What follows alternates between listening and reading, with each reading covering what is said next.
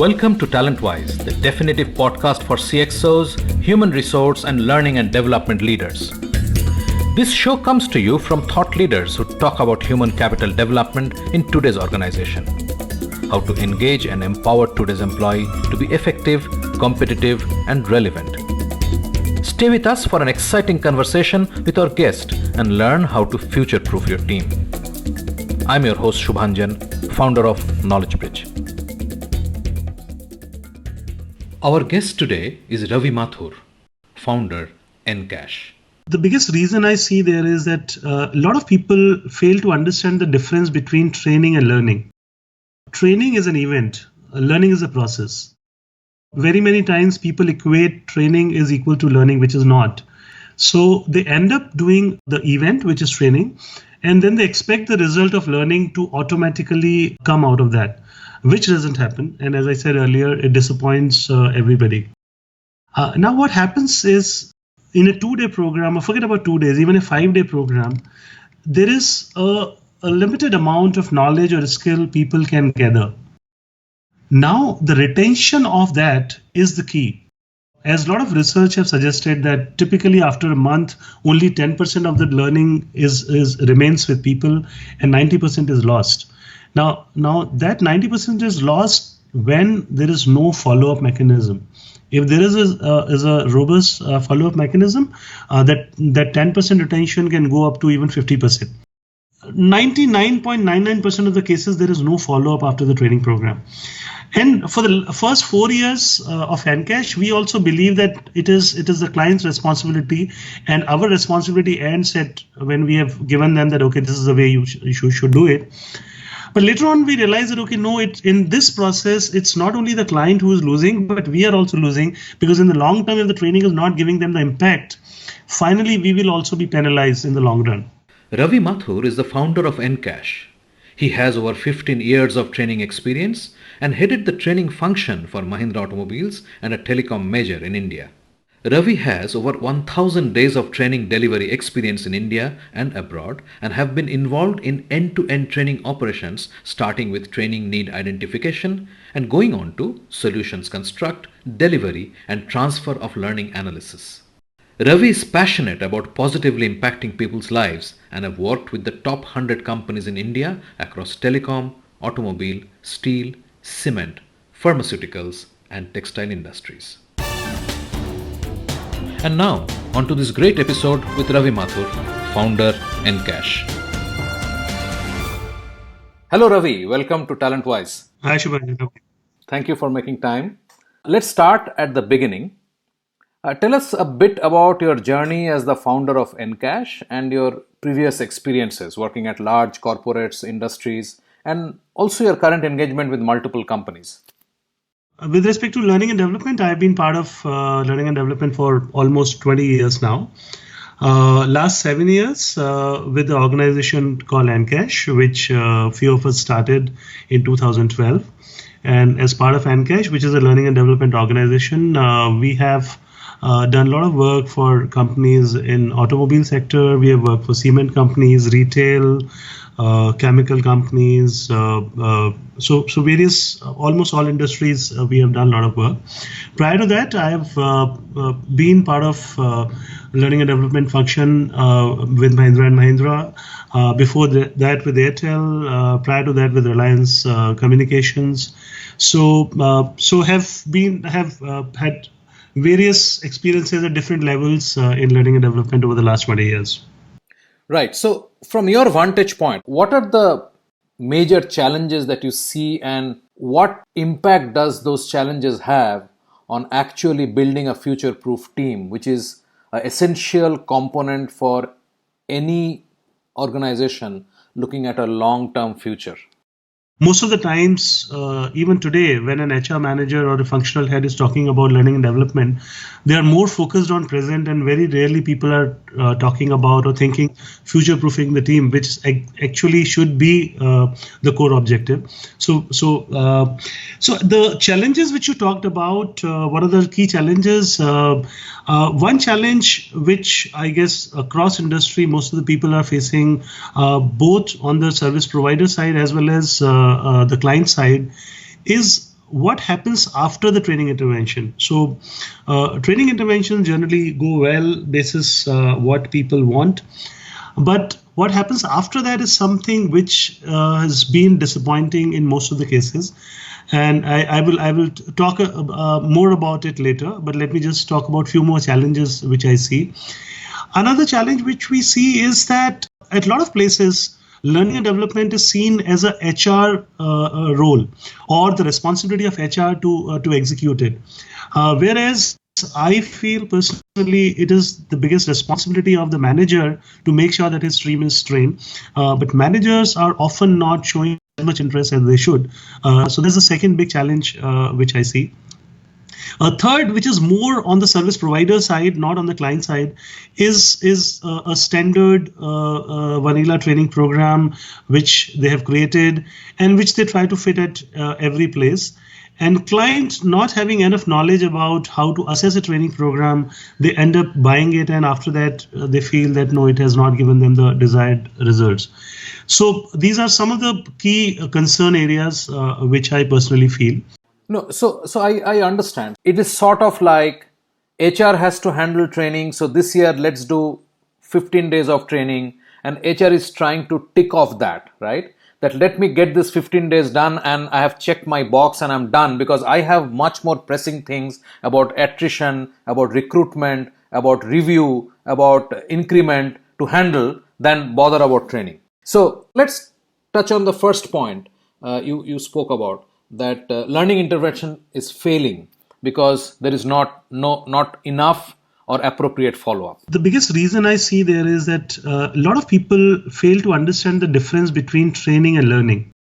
Training is an event, learning is a process. Very many times people equate training is equal to learning, which is not. So they end up doing the event, which is training, and then they expect the result of learning to automatically come out of that, which doesn't happen. And as I said earlier, it disappoints everybody. Now what happens is, in a 2-day program, or forget about 2 days, even a 5-day program, there is a limited amount of knowledge or skill people can gather. Now the retention of that is the key. As a lot of research have suggested that typically after a month, only 10% of the learning remains with people and 90% is lost. Now that 90% is lost when there is no follow-up mechanism. If there is a robust follow-up mechanism, that 10% retention can go up to even 50%. So what I was talking about is the lack of follow-up mechanism, and that's precisely what we have also faced in our initial years. And very objectively, we thought that, okay, this is the client responsibility. So we have done a training program. We have told the client that it should be follow-up. We give them the tools. We tell them this is the way you have to follow up. But 99.99% of the cases, there is no follow-up after the training program. And for the first 4 years of Encash, we also believe that it is the client's responsibility, and our responsibility ends at when we have given them that, okay, this is the way you should do it. But later on, we realized that, okay, no, in this process, it's not only the client who is losing, but we are also losing, because in the long term, if the training is not giving them the impact, finally, we will also be penalized in the long run. And that's where we have started some initiative from our side proactively, where we said that, okay, no, we are going to invest in your retention mechanism, and those retention mechanisms. So I can talk about few things which we did. So we said that why the trainer should be connected with you for 2 days, why not for the next 6 months? So our trainer talks to every participant 15 minutes every month for a period of 3 to 6 months. We say why we have to connect with you only once a month. We should connect with you every day. So we create a social media platform with a group of participants, and our trainer, our technical team connects with them every day on a topic of the program which is related to it, and keeps giving them some updates which was either covered in the program or not covered in the program. Third thing is we convert the program in small capsules of videos, and we put it on YouTube and share that link with the participant, which they can use as and when they want. So with these 3 things together, we have been able to increase the retention of companies. So we have worked with a very, very large company in in the cement sector, where even the CEO, when he got to know, he was happily amazed at how good the retention and actually the learning transfer was because of this methodology which we used. So I understand what you are doing. What kind of similar efforts do you see globally? And number two, what kind of retention? Did you do any measurement to figure out that yes, the retention has gone from 10 to 30? So to answer your first question, globally there are two methods which are used. One is the trainer connecting with the participant for a period of maybe 3 months, 6 months, 1 year, depending on the program. And the second thing is what we call the blended learning approach, where after the program there is a online training module which is given to the participant, which they are supposed to go through on their own. Now, but there is a catch. The first thing which has been used globally is used for very high-end executive programs. So it's not used for a mid-level program or a senior manager program. It is only used when the CFO, CEOs kind of audience is there. And that's where they use this mechanism, where obviously the companies are also charging very high kind of fee for that.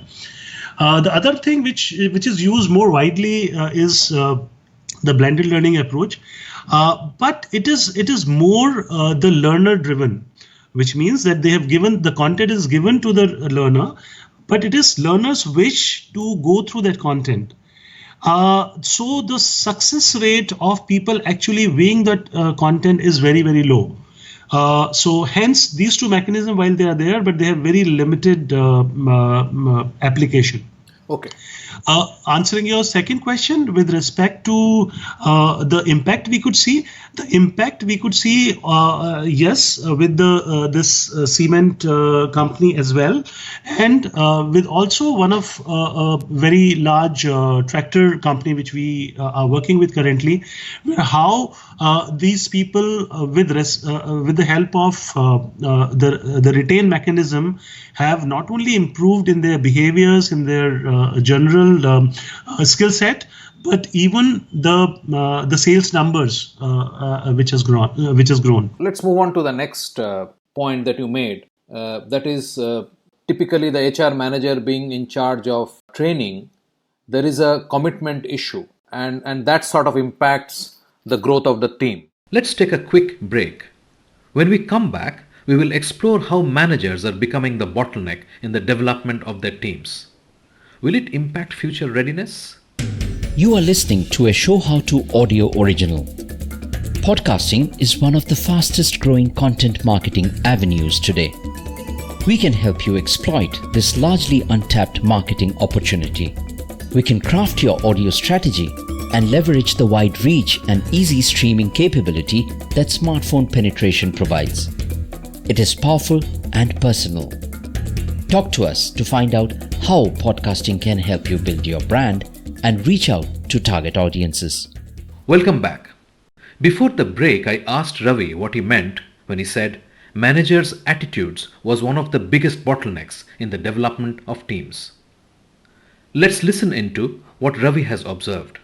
So future proofing. So again, you are trying to make your team future ready, and as a manager, I should be the first person who should be interested in it. But what happens? So let me share our experience with a very, very large retail company. I would say one of the top 3 in India right now. We have been doing programs with them for the last 5 years, and every program is like 4.8 feedback on 5, 4.7 feedback on 5, and people are gung-ho after the program that, oh, this was the best program and everything. In spite of that, every program we go and deliver, we are told that, okay, 20 people are supposed to attend this program, and we end up with 8 people, 5 people, 3 people. Now the HR person who's coordinating continues to struggle, continues to call people, please come, the trainer is here, the program is about to start. And the first attendance is very, very low. Now, out of the 5 people who are attending the program, 2 people are called back by their manager in the next 1 hour. There is something urgent, leave the training program, come here, it is more important. Now that's where I say the manager's lack of commitment. Now your person is working with you for almost 300 days in a year. Can't you spare about 3 to 4 days for that person to learn in 1 year? If you can't do that as a manager, I think as a manager you are failing big time, because then you are only focusing on getting the task completed and not really investing on the development of your team member. Whereas here the organization is making sure that there is an opportunity available to learn and grow, but the manager is, instead of becoming the enabler, is becoming the roadblock in the learning. So that's as I said is one of the second biggest challenge which I see in future proofing your team. So why does this happen? What is the psychology of the manager? Does he think that this is a waste of time, nobody's going to gain from this, and he doesn't have any empirical data? Or is it some kind of a ego that, look, I can teach them what is to be learned, so what is the point in some X person coming from outside and training? So where do you think this lies actually? So this lie at lack of planning. So the manager is aware of the training schedule 15 days in advance, but he is not able to plan things in a way where he knows that, okay, on that particular day or on those 2 days, I need to make sure that either I get that work done before that day, or I do it after that. Now, on the program day, that person realizes, oh my God, this person was supposed to go for a training program today, but I have not planned that. So what is the easy way for me? No, I have to get the task done. So let me pull that person out. So I see the biggest reason being a lack of planning at managers' end than anything else. So that's the key according to you. It's just a disorganized, sort of dysfunctional kind of leadership. I see, because the managers, when we have asked the managers for the feedback of the program, they say, no, it was a wonderful program. My people are improving, they are doing well. But I think the short-sightedness of the manager is that they are more interested in getting today's work done rather than really investing in their learning and seeing that, okay, 6 months from now, 3 months from now, I will have a better employee.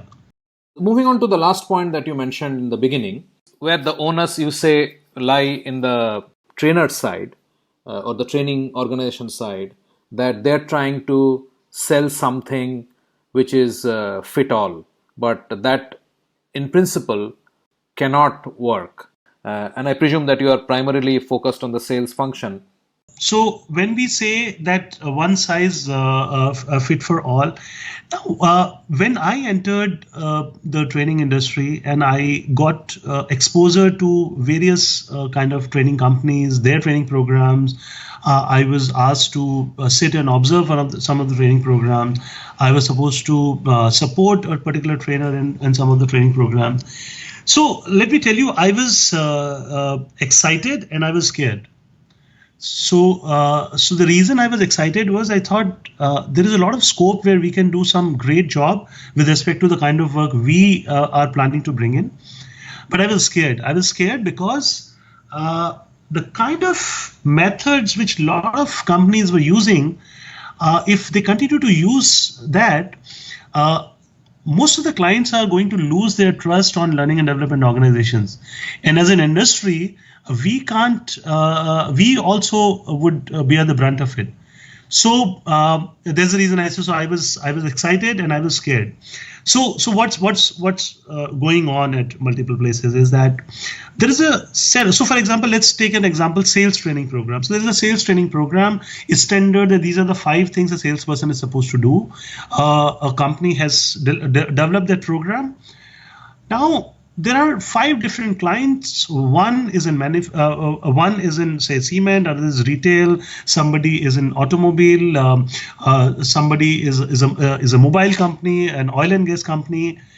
Now the same content is used with every client without understanding how the learners need, how the industry needs, how the company's needs are different in each case. Now, when the same thing is used, so there is one of the examples. I can't name that particular model. There is a very famous sales model, globally recognized, which is basically was developed for high-end B2B products. So it was developed for products which was like in the range of 3 lakh plus. Now the same training methodology was used for people who are selling tractors, not realizing that something which was B2B is used as B2C, something which was used for high-end product is used for something which is a commercial use as tractors. Now, that is something which is again hurting the learning and development industry, the client, the future-proofing the team, all these aspects. So what I'm trying to say is that every program has to be different. Every program has to be designed based on that industry, that company, that learner. So that's where I see the third challenge as I talked about. So let's go back to our core theme, which is future proofing the team. So where do you think would be the disconnects where sales professionals of this generation would sort of miss the step and not be ready for a future which is technology driven, which is buyer driven, which is very different from the sales processes of the past 20 years? So Shivanjan, let me take an example here. So as I know, so you use iPhone, right? So if you go and to buy a new iPhone, the salesperson, irrespective of whatever he knows, will still get his success, because you as a person is already sold on the idea of an iPhone. And you will, irrespective of whether he does a good job, not so good job, you will go and buy that phone. And that person will meet his target, that person will get his incentives. Now, that's not future ready. Not at all. In fact, I'll just interrupt for you for a moment. If I know I'm going to buy a iPhone, I'm not even going to the store anymore. I'm just ordering it online. So the question of this salesperson getting credit will, even if it is happening today, it will vanish in the next 24 months. Absolutely. And so what I'm trying to tell you is that, so if you go to a Chroma, keep knowing that, okay, you are going there to buy an iPhone, and there you meet somebody who is selling Samsung, and that person speaks to you, and that person makes you realize that no, iPhone is not what you need. Samsung is the phone for you. And then you end up buying that Samsung. Now, there is a huge difference in what the iPhone salesperson has done and what the Samsung salesperson has done. Right. The Samsung salesperson has converted an iPhone client to a Samsung. Now, that's what is future ready. Now, all of us will be able to sell to people who are willing to buy, or they have already bought our product before we meet them. Right. It's the challenge lies in converting the people who are not interested in my product, who are not considering my product possibly in the top 1 or 2 options. That is what it is. So all of us will end up selling. That's not, because there are people who are interested in our product. So I think making the team future ready is, are you able to sell to people who are generally not considering you as the first 2 or 3 option? And that's I would see as the differentiation between selling and being future ready. My question still remains that how do you future proof a sales team, especially in the B2B space? From your experience and from what you are seeing, where these industries are headed, and where the ground reality in terms of quality of manpower, the quality of skill sets, the quality of training that is there, where do you see the directional thrust should be for companies to ensure that their sales teams are ready for the future? Okay, so very clearly, most of the salespeople are focused on their own companies, their own product. This focus has to shift to my client company, my client's business, my client's needs. So the biggest differentiation with respect to getting future ready can come only when I am thinking like a client, when I am thinking from their perspective, and I stop talking about my product, my business, my revenue, and what am I going to get out of the deal. You will get something for sure from the deal, but till such time the transformation from me to the other side does not happen. So that's where the key differentiator is, as you asked, that what is going to happen if I start thinking that, okay, what my client needs? What are the things which my clients need, but they possibly he's not aware of? How am I able to take out that implicit need which is there inside? I think that's the key transformative step. Talentwise is brought to you by Knowledge Bridge. We produce customized and multilingual visual training content. We have worked on complex processes, products, and skills development for large blue chip brands such as Tata Motors, Mahindra First Choice, Homelane, Epson, Toyota, Citibank, and Consul Neowatt, serving diverse industries. Talk to us for your next custom content requirement and be pleasantly surprised. Call us on 99021 631 32. Great. Ravi, thank you so much for your time. I enjoyed my chat with you. Great. Thank you very much, Shubhanjan. Same here. I hope you had a good time too. And I look forward to hearing from you in the future and listen to more stories from the sales training space. Thank you for being with us today on Talentwise. We hope we helped you focus on some actionable ideas today. It was certainly enlightening for us. We hope to see you again on our next episode. If you liked what you heard, subscribe to the show in your favorite podcast platforms like iTunes, Google Play, Spotify, or wherever else you get your podcasts from, and give us a rating while you're at it. Thank you in advance.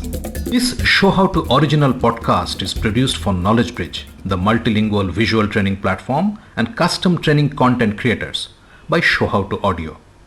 Hosted by Shubhanjan Sarkar and produced by Rajiv Aditya. See you next time.